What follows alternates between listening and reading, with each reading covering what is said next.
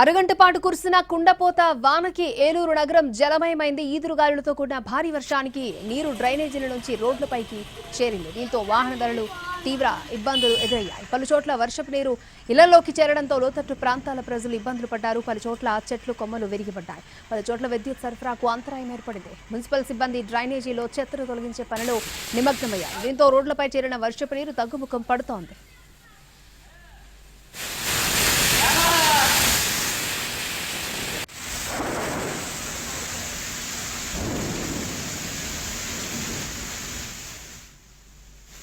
అరగంట పాటు కురిసిన కుండపోతకి ఏలూరు నగరం జలమయమైంది. ఈదురుగాలులతో కూడిన భారీ వర్షానికి నీరు డ్రైనేజీల నుంచి రోడ్లపైకి చేరింది.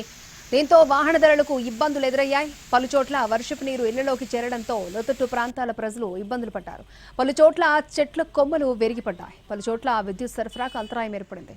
మున్సిపల్ సిబ్బంది డ్రైనేజీలో చెత్తను తొలగించే పనిలో నిమగ్నమయ్యారు. దీంతో రోడ్లపై చేరిన వర్షపు నీరు తగ్గుముఖం పడుతోంది.